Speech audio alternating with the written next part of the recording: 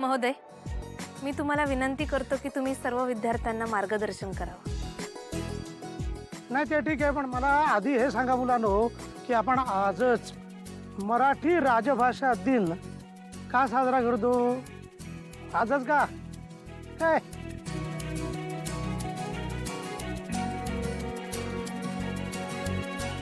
आज 27 फेब्रुवारी म्हणजेच वि वा शिरवाडकर कवी कुसुमाग्रज यांचा जन्मदिवस असतो.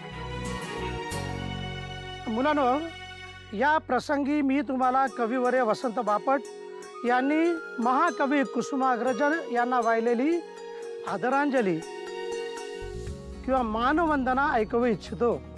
बघा, कविवर्य बापट साहेब काय म्हणतात? हे कुसुमाग्रज तुम्ही रहिवासी गगनाचे, हे कुसुमाग्रज तुम्ही रहिवासी गगनाचे, परिकृतार्थ केली तुम्ही मराठी माती, या माती मधल्या अगण्य अणुरेणूंची जोडलीत साऱ्या नक्षत्रांशी नाती. तुम्ही कधी कुणाला कुठे दिला उपदेश? तुम्ही कधी कुणाला कुठे दिला उपदेश?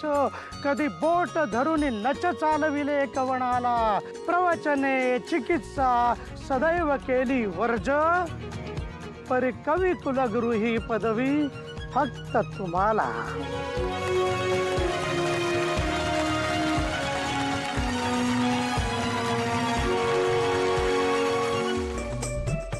नीट.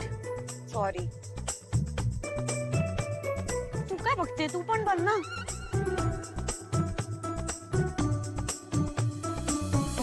मुलांनो, आणि अजून एक गंमत आहे बरं का.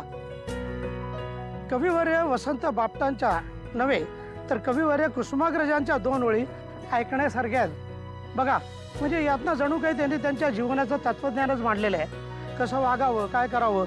म्हणजे ते म्हणतात की मी माझी कला डोळ्यासमोर काहीतरी ठेवून निर्माण करत नाही, कुठली अपेक्षा ठेवून मी काही करत नाही. म्हणजे विजयाची प्राप्ती होईलच याची खात्री नसली तरी चालेल. माझ्याकडनं जे व्हायचं असेल ते तो करून घेईल, व्हायचं असेल ते होईल. तुम्ही करत राहा तुमचं कार्य. काय म्हणतात कुसुमाग्रज की विजयासाठी माझी कविता कधीच नव्हती, म्हणून नाही भीती तिजला पराजयाची. विजयासाठी माझी कविता कधीच नव्हती, म्हणून नाही भीती तिजला पराजयाची. जन्मासाठी अडून बसली नव्हती केव्हा, म्हणून नाही भीती तिजला पराजयाची. मोठी माणसं, मोठी माणसं.